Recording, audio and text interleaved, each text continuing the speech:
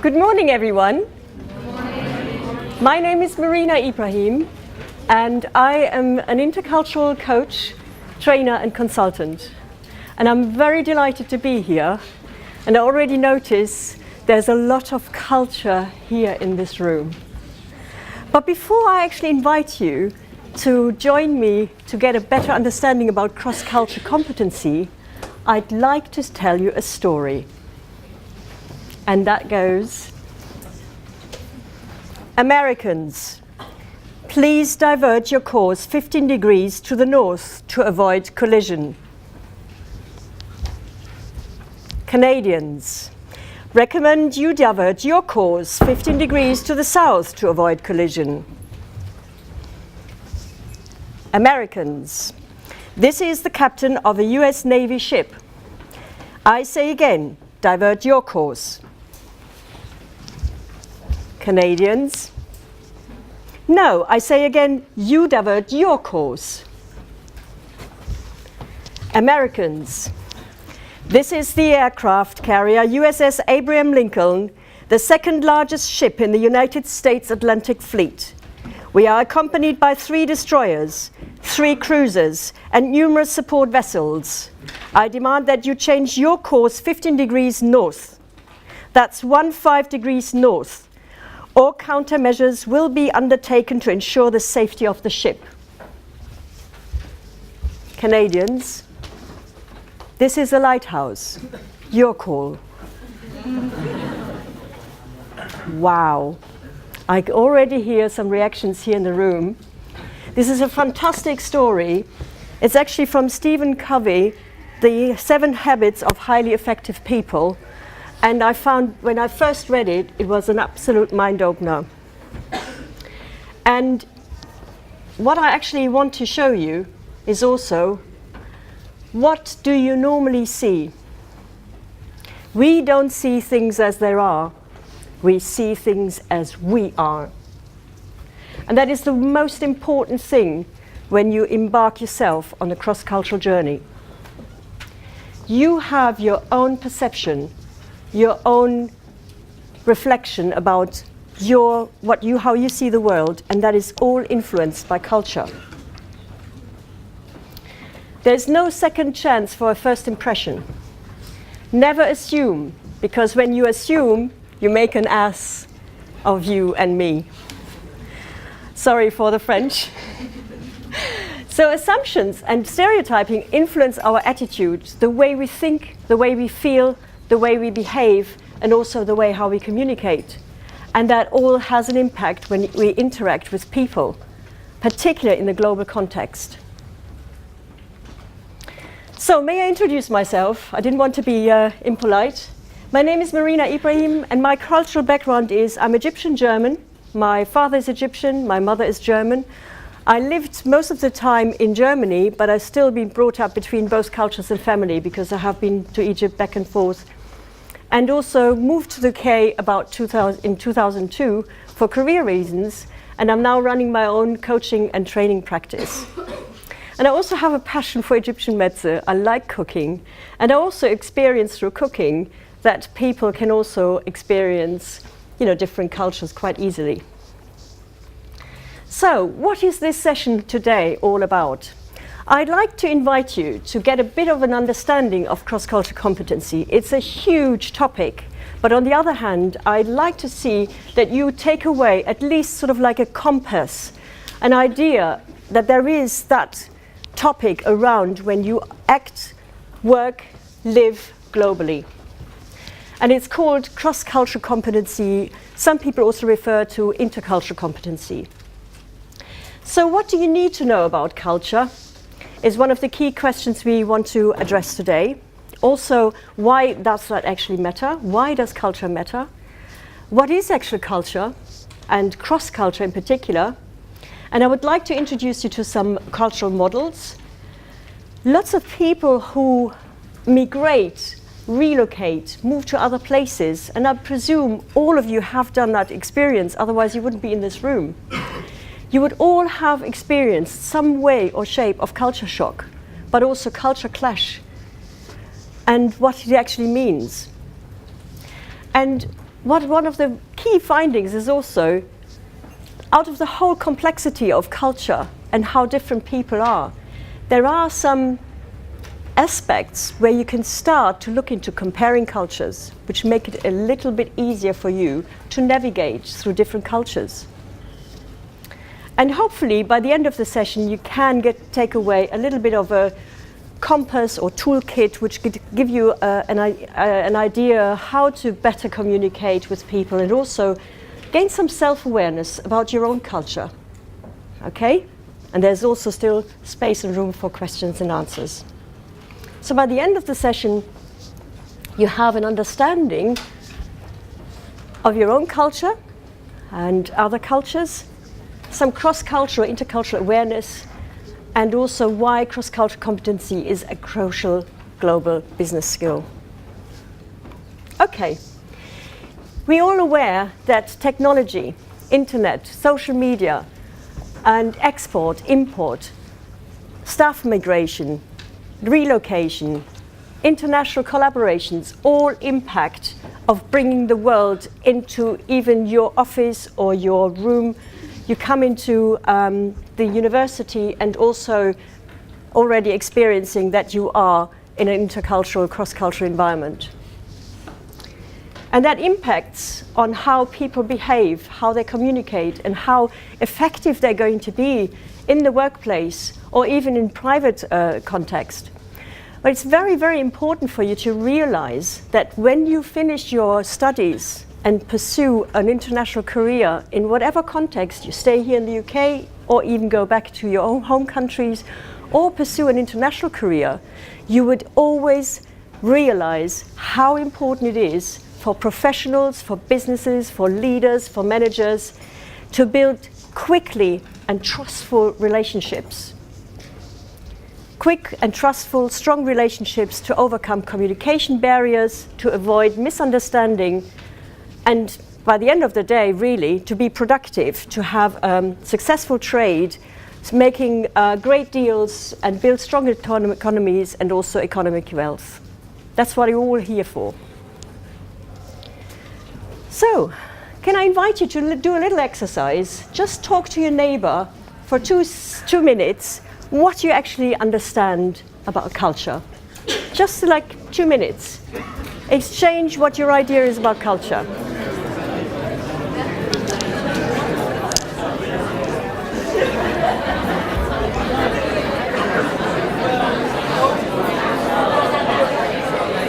Wow.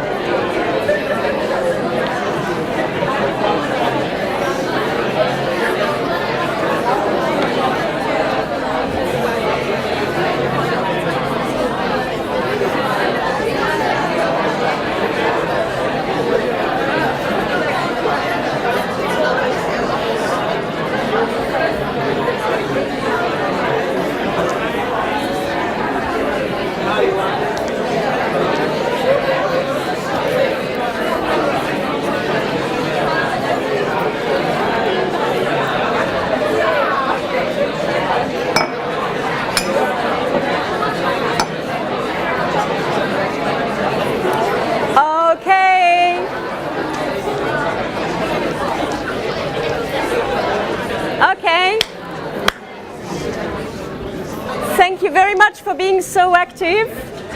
Who would like to come forward? I'd like to see and hear 3 different versions of culture. Any ideas? Some suggestions? Some findings? What is culture? Yeah? Pardon? Diversity.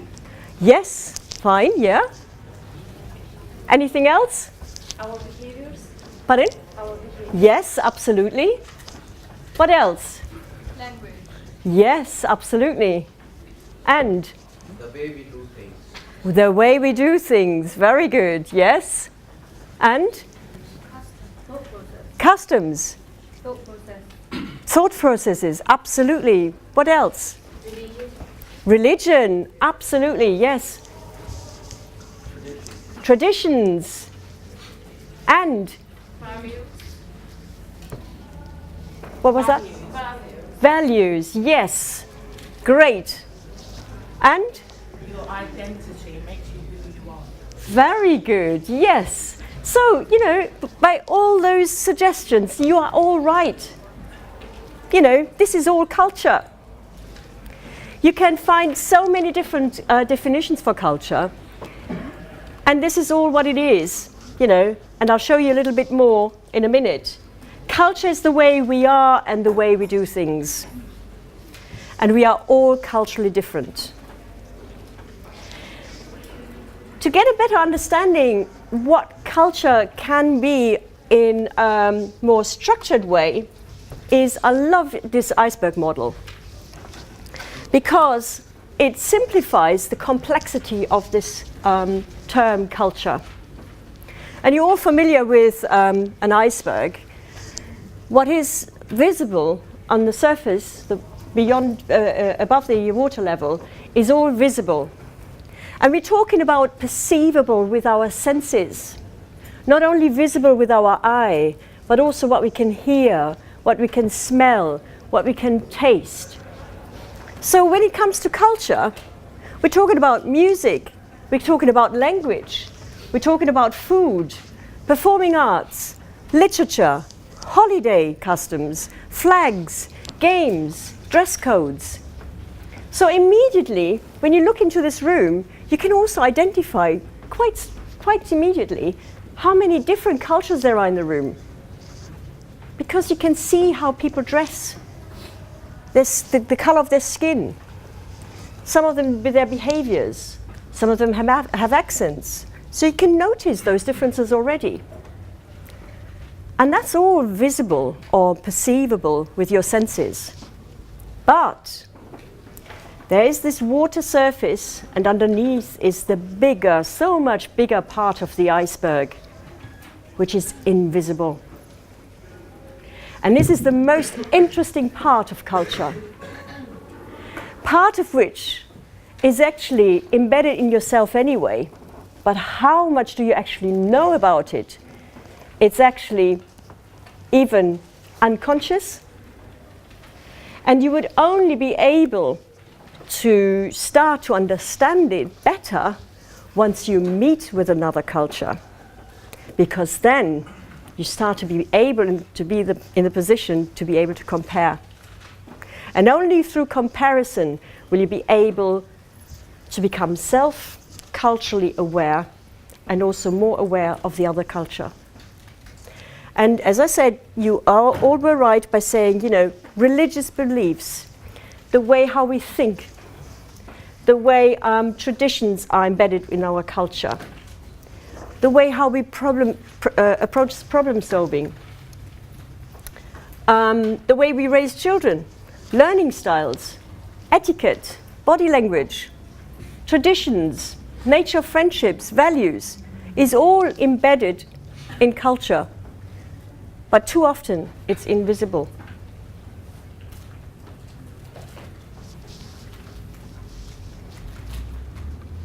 And we also have different different levels of culture. So not only are we talking about national cultures, you know, where people initially come from, geography, from countries, but we also have local cultures. We have, you know, even professional cultures. We're talking about industry sectors and their cultures, or companies actually have their cultures. Yeah, so it's a very multi-layered level of culture as well, which is absolutely crucial for you to know. So think about you know, when you moved to this place here in Stoke-on-Trent University, how was it for you? It was, although you moved from, let's say, you know, even if you were living in the UK, from one place to another, from one city to another, you're already experiencing different cultural contexts and structures, and rules and behaviors. So just keep that in mind. And then what is cross-cultural? I mean, really, cross-culture is a very interesting aspect. It depends on how you actually experience it. You can experience it in a very moment of time by when you're meeting a person from a different culture. That is often related to culture clash. And the other aspect is through relocating, from moving from one country to another and living and working there for a certain period of time, that you're completely exposed to a cross-culture experience, which is called culture shock. So I'd like to invite you for a minute to just think about a time where you moved from one location to another. Just think about it for a moment and what your experience was. Just let it sink in for a moment and allow yourself to connect with this experience. And if you want to share, I'd like to hear from you, so that you describe even, a most confusing or difficult moment, or may as well something which, was enjoyable.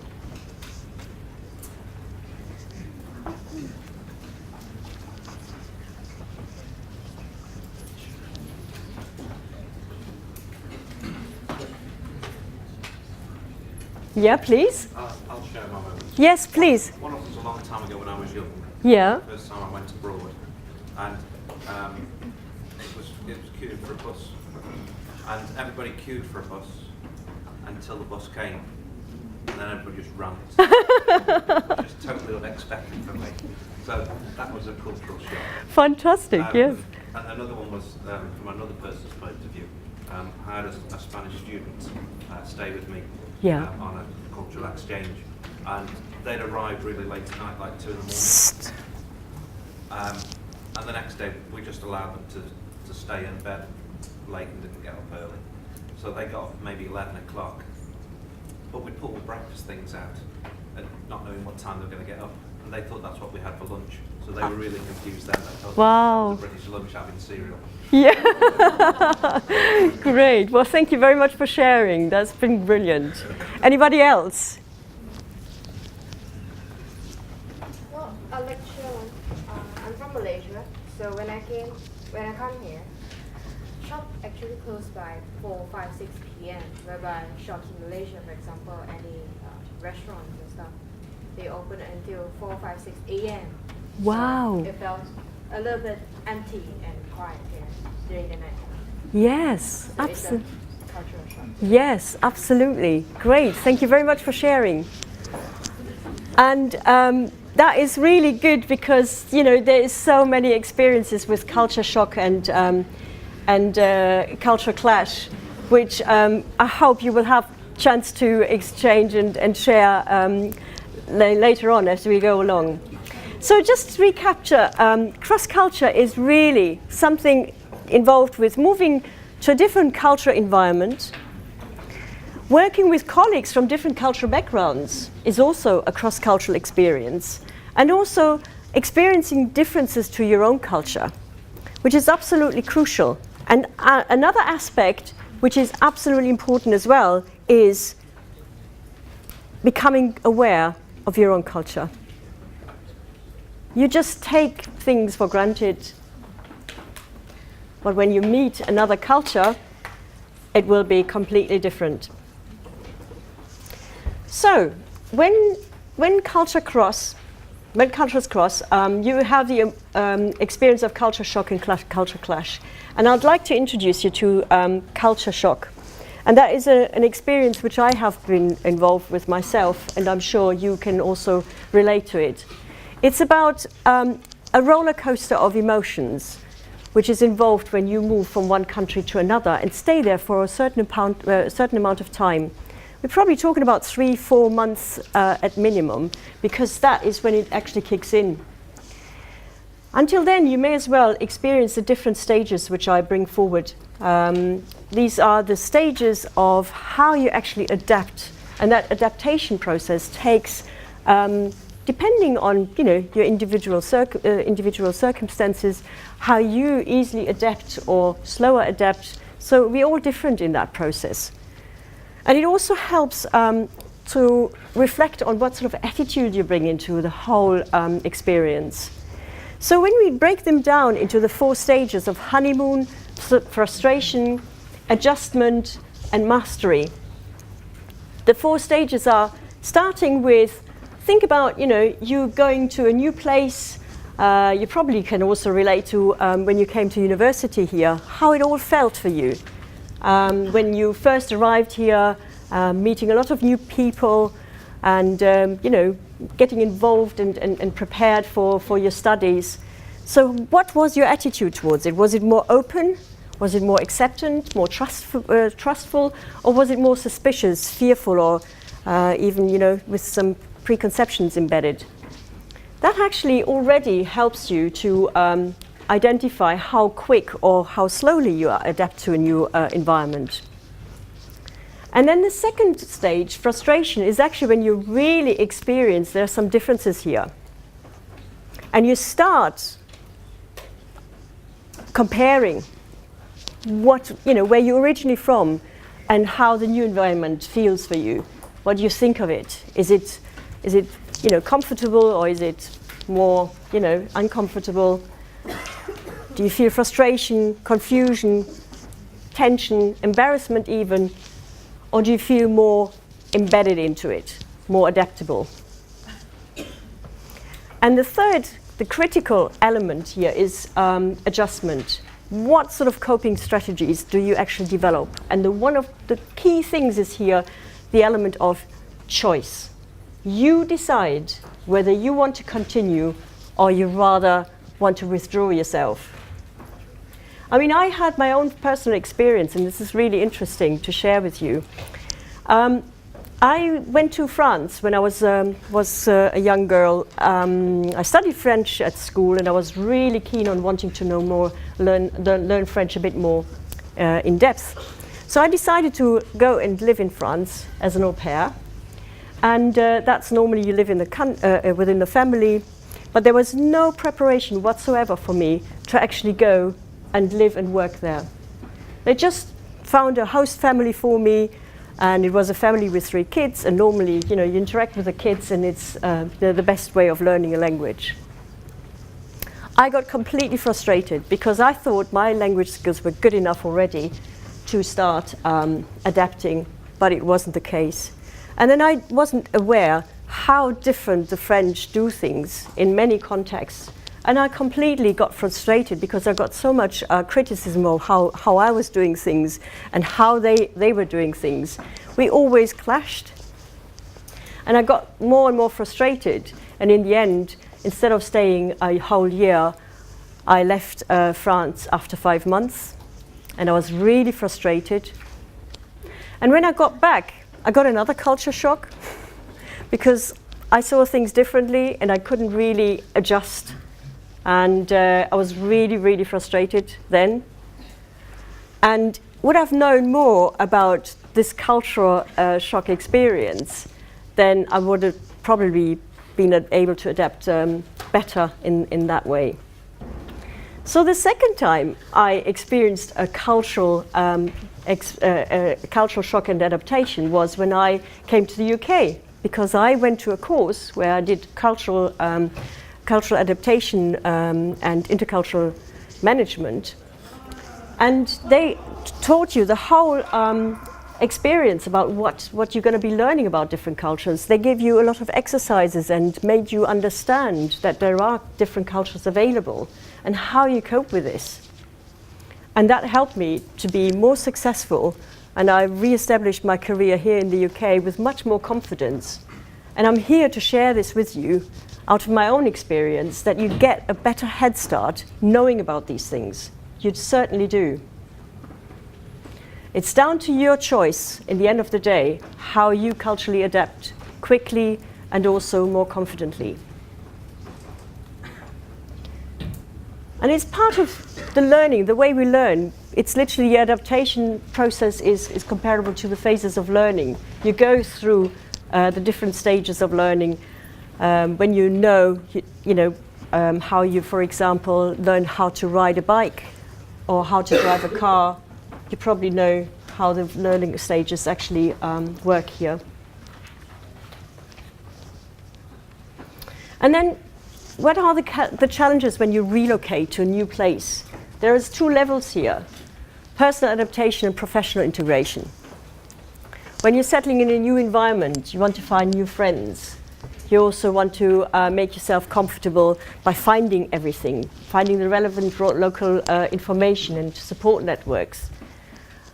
And also dealing with your personal, emotional phenomenon of culture shock. And really, making yourself feel comfortable in your new environment by finding new friends.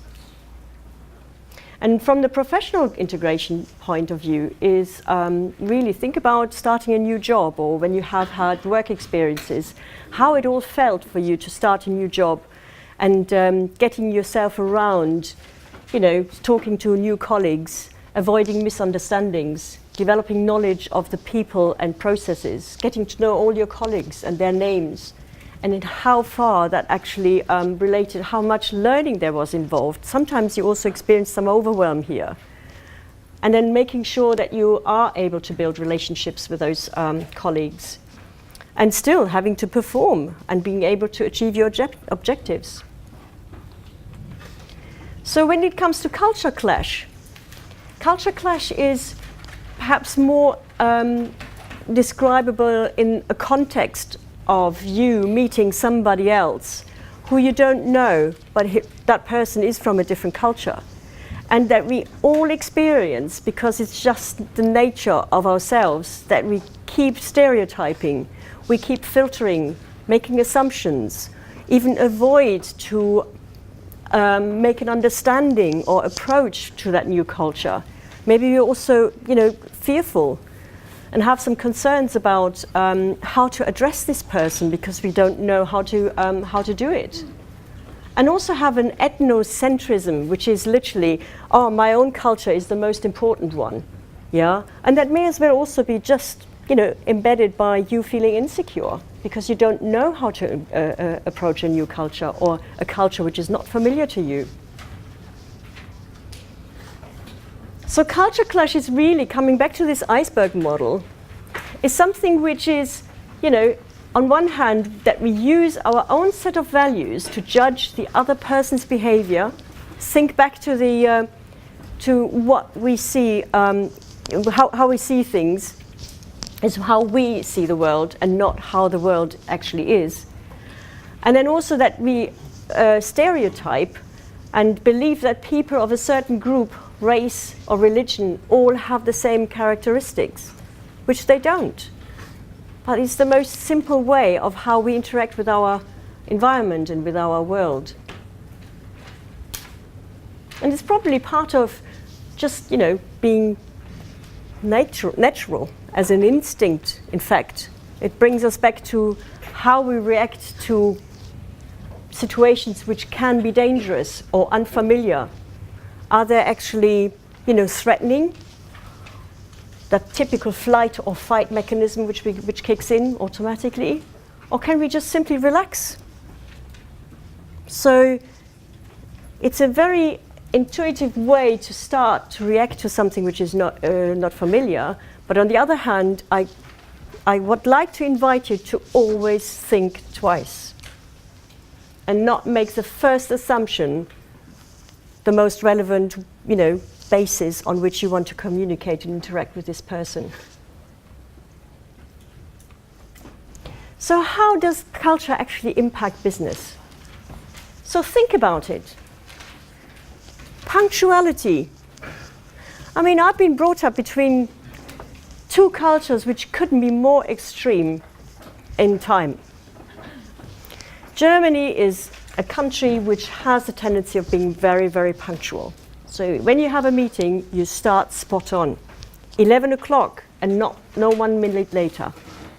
When it comes to Egypt, where my other part of my family is from, they take time a bit more flexibly. So when I have meetings with my family and they wouldn't arrive 3 hours later, I would say, where are they actually? Manish, they would say, it doesn't matter. It's they take their time, and when they arrive, you can just say, I'm glad I made it.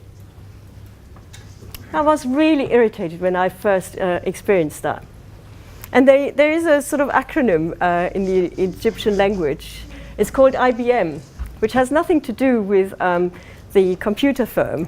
It's actually called Inshallah, bukra ma'alish. Inshallah means so God will, tomorrow, but if, it doesn't matter. So it's quite a very flexible and also not even self-controlled way why I didn't make it on time. And it really is something which already shows how cultures can already differ just on one scale, which is, let's say, an example being time. So I can translate that through to how people greet each other. There's space involved. Think about space. How close people get when they greet each other. Do they have body contact? Do they kiss each other on their cheeks? Or do they actually have a little space between them and just bow? Not even with a handshake.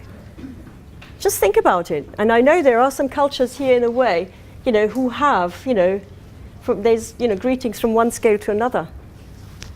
Business etiquette, how you do business with each other. The way how meetings are organized. Dress codes, management styles, organizational structure, project scheduling, planning, appraisals, feedback. And then also the relationship between your line manager and within the team. The role of gender, the role of men and women within the business. How processes and information is going to be shared. Decision making, negotiation styles, motivation and reward systems, and how conflicts are resolved. Forms of agreement and non-verbal communication, body language. How much does that relate to you? Have you already got some experience in an international work context? Just raise your hand. I just want to get a feeling for who has already worked internationally. That's quite a lot of people, right? Can you relate to these? Have you got some stories to share with me on any of those scales? Yes, please. I was teaching Chinese in Stoke Academic College. Teaching Chinese in Stoke, yes? And yesterday we had a cultural class for exchange business cards. So we have British people exchange business cards, so they use one hand. It's very casual, but in China you have to use two hands to show the respect and power distance. Then Yes. you have to read a little bit and give some compliments to impress the people. Yes. Very good. Thank you very much for sharing. Did you notice that already is a difference how we in the UK exchange business cards? Yeah. Showing respect and also handing over the business cards with two hands instead of one, which is very common here in the UK. Any other suggestions? Any other experiences? Yeah? Would you like to?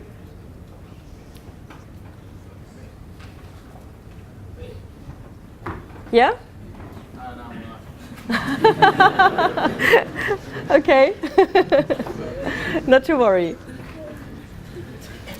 I think it's quite good for you to just see the dimensions of culture, and I run interactive workshops where you can normally get a bit deeper. I mean, the time is actually quite restricted today to go into all aspects of it. But what is very important is that you know that culture can be everywhere in every part of the business.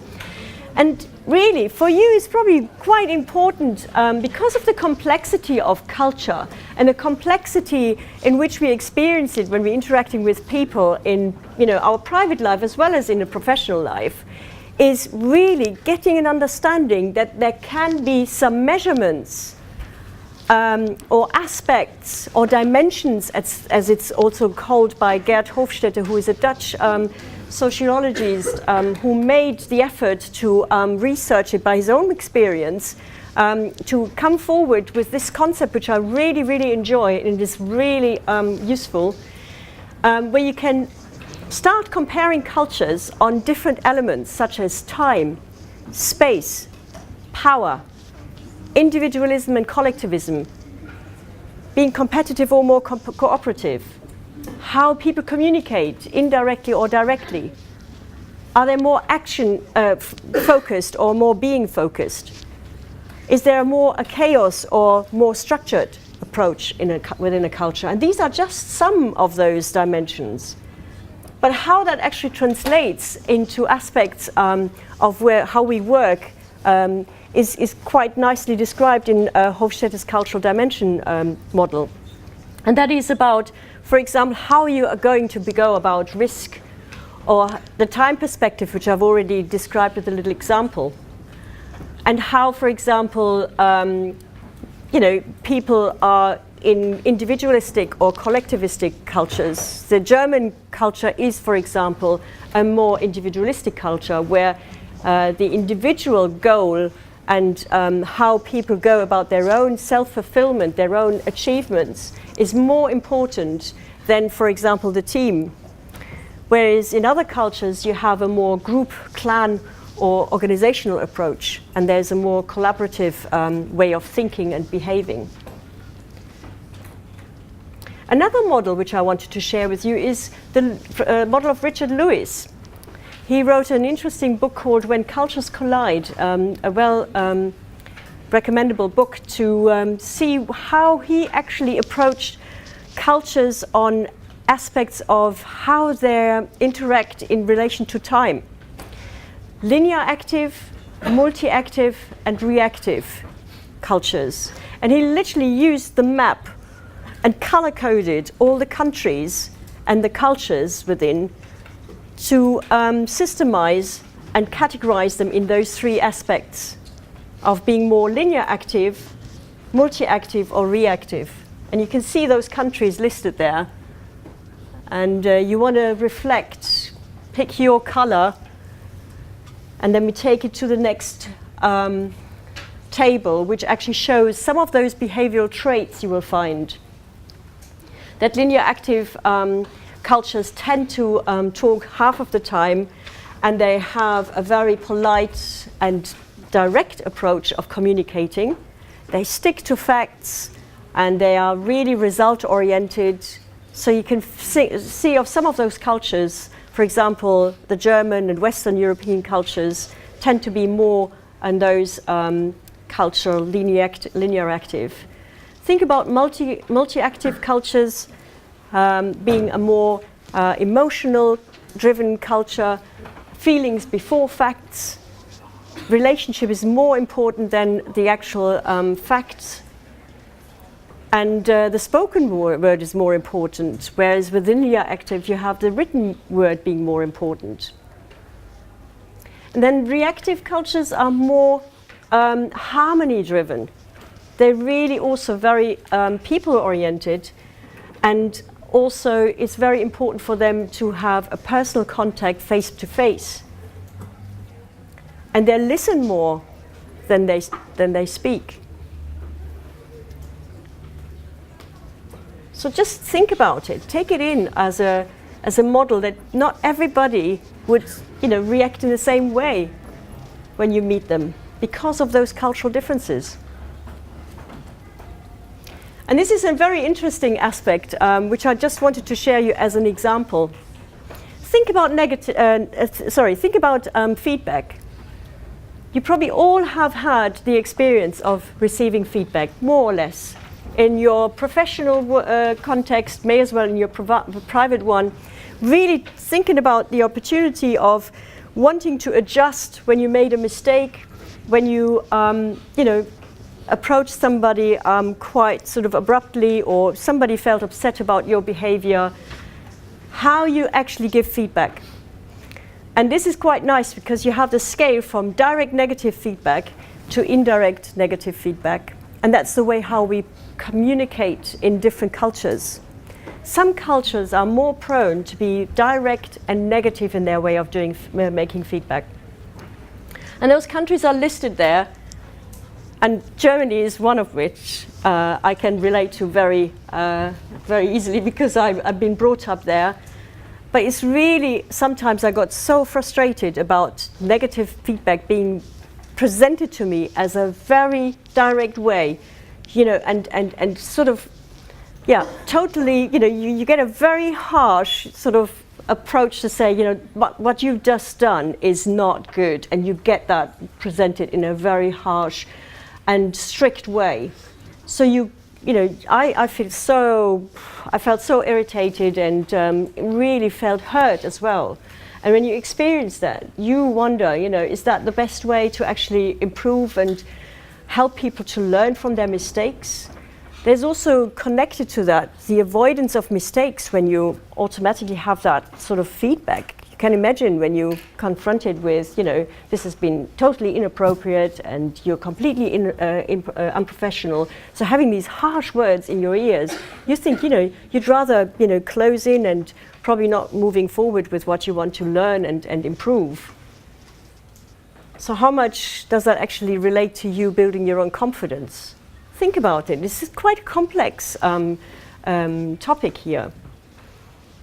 And on the other hand, when you have a more indirect negative feedback, I moved to the UK, yes, and I just feel, from my own experience, it feels better, as if I was able to make mistakes and wasn't really directly confronted with it in a way that I can't try again. And yet, the communication's been so indirect, you sometimes don't even know that you're receiving criticism. You don't even notice that you're actually receiving feedback to say, hey, you could actually do better. And that is, again, a very, very interesting way to see, wow, there are cultures there who express what they want to say in a more subtle way, more diplomatically on one hand, but not necessarily more explicit. So you sometimes need to read between the lines. Was that actually feedback? Was that actually critical feedback for me to have something to change or to improve? So for me, coming from a very direct communication culture like German, where people would tend to be more explicit about saying things, that was also something I always had to ask friends for, you know, did I actually understand that properly? Really asking for, you know, how do I need to take it? Who can relate to this? Okay. Think about it. It's something which is one of the dimensions which I really see as quite important to even start about communication styles, how direct and indirect cultures can be. And it is a complex field because some of them are, with their messages, quite clear, and they say what they mean. And other cultures, you have to read between the lines. There's a Japanese saying which I really, really like. It's called, you need to be able to read the air. The air, which is between the meaning of the words. The atmosphere, everything which is in between, because it's not explicitly said. Okay. So I put here 10 strategies together for you to take away as the strategies for effective cross-cultural communication. And it really sums up a toolkit for you to at least get some awareness for your own culture, and when you interact with other cultures, that is absolutely important for you to ask questions when you feel insecure and not knowing how to address that person or the situation. How to adapt to your new environment. Also, make sure that you distinguish between perspectives. There is no one way of seeing the world. Build self-awareness, because one of the key things is when you actually are able to meet other cultures on a more deeper way, you become more culturally aware about yourself. You learn more about yourself. I think self-awareness is one of the key leadership skills nowadays. If you know your strengths and know where you have development areas, you can reach out for support. but you can also build on your strengths. Recognize and appreciate the complexity of culture. And avoid stereotyping. Think twice, always. And respect differences. Listen actively. Think about hearing the air.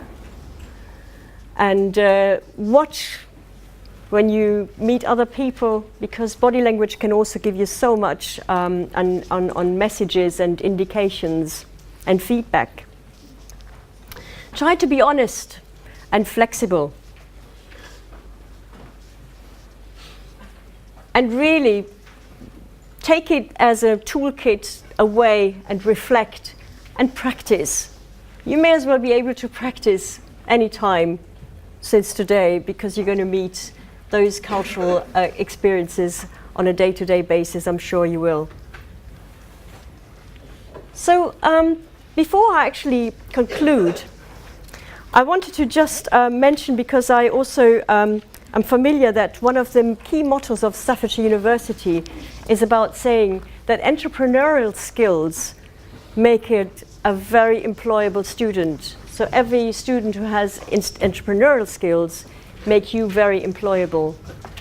I take it another step further by saying a cross-culturally competent student is actually globally employable. Okay? So, before we conclude, I'd like to ask you these key questions, hopefully to take away some learning from today. What was the most valuable insight you gained today? And what would you have to change for you to become more cross-culturally and interculturally confident? Has anybody already got some findings? Yeah? Hold your stereotype back and be open-minded. Yes. Thank you very much for sharing. Anybody else? Adaptation process. Yes. Because I want to move away from the UK to go to another country that. Yeah. Great. Thank you very much for sharing. Great. I mean, feel free to ask questions anyway. I'm here for you. Yes, please. Out of all the countries you've experienced in your life, Oh, can you speak up a bit? out of all the cultures you've experienced in your life, which one of those is closest to you as a person? Wow. And how does that affect your family? Wow, this is a fantastic question. And this really is my personal journey, because being brought up between the Egyptian and the German culture, I didn't feel home in any of those cultures. This is really interesting. I tried to live in Egypt, and I also lived in Germany for quite a long time. But I must say, moving to the UK, to a third country, actually made it for me, because I feel more home here. And that has something to do with the way the culture fits with my personality. And yes, I'm quite away from my family. I have to travel every time going to see them. And also, whenever I travel to Germany or Egypt, there is always that little culture shock in a miniature version, I must say. So, you know, it reflects when you do some talking. You tend to be, you know, my family in Germany would say, oh, you're talking very English here, you know, so you have a lot of English phrases or words which you can't immediately find a German word even. And vice versa. You know, people here in England, my friends would also say, oh, you have been in Germany again recently, because I can hear that the way how you talk. Yeah, there is definitely some impact there. And I can also say I become quite intuitive about knowing, connecting to people who already been through this experience, the culture shock, the cultural adaptation process. I can sense that automatically. There's sort of like a direct connection. because they all have had that experience and they can automatically relate to that. So that's something which I wanted to share. Any other questions? What made you feel you want to have your own business? Oh, that's part of me wanting to work in my favorite environment, which is really sharing my experience, but also giving people the opportunity to perform at their best. I'm a coach and I'm also a trainer, and I help people who go through those cultural changes to not stick to, being stressed about it or feeling low about it, but really, lifting them up to be culturally, even in a different culture, be culturally aware, self-aware, but also being able to use that as a strength and not something to put them down in their careers. So I help them to become best performance, help them to do their best performance even in a different culture. So if you didn't say what exactly you're training or coaching on, fitness or ambition? No, it's actually performance. It's actually performance in a business context. Yeah. So I do personal coaching for people who want to improve their own way of how they want to lead their lives. I do that in the context of running their businesses, and I also help businesses who want to work in an international context to strengthen their teams, build the staff confidence, and to also improve their communication within the teams and also across other cultures when it comes to international businesses. So if they want to communicate with their clients, they often don't know about those culture clash issues. I create awareness for them so that they improve their communication skills when it comes to international trading and customer service and sales. Okay? How do you market your business? Is it through people you know, or? It's a bit of both. Marketing is always complex, as you know. You use a marketing mix. I have a website. I do networking. I also do presentations like these, and I approach organizations, universities, to do lectures and seminars for them to get to know my services. Yeah. Social media as well, Facebook and Twitter. Yeah? Are there any challenges you may face from a cultural aspect in terms of the environment you've specialised in or you've operated within? Can you be more specific? So basically, in terms of your role, is there any sort of challenges that you may have faced from a cultural aspect? So in terms of the way culture is within that environment or... I mean, that's a very good question, again, because yes, I feel confident with some cultures, and yet, if I haven't met and worked with other cultures, that can still be an issue because, you still have to learn about those cultures because, the world is so big and we have so many different countries and cultures, you can't possibly know all of them.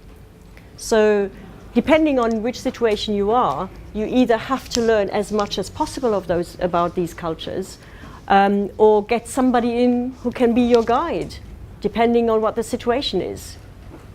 In the meantime, I use personality profiling for people who want to improve their own better, in a professional context, to raise self-awareness, their communication skills, and so on and so forth.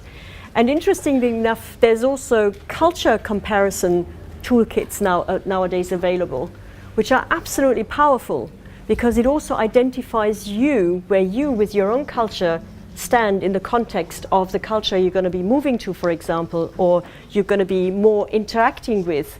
Imagine yourself being a team leader and having a multicultural team, let's say representatives from 3 different cultures. It would be best for you as a team leader, not only knowing about your own culture, but also about your team and their culture, to see how far you're away in the way how to communicate with them, in different aspects of time, understanding of time, the way how communication is, the way how hierarchy is understood, and so on and so forth, and then really flex into that behavior. This is one of the key things. We're talking about flexing, but we can also talk about code switching. So these are technical terms in that language which actually help you to become culturally flexible, to be able to be, cross-culturally competent. Okay. Final question. Anybody? Okay, then I thank you very much, and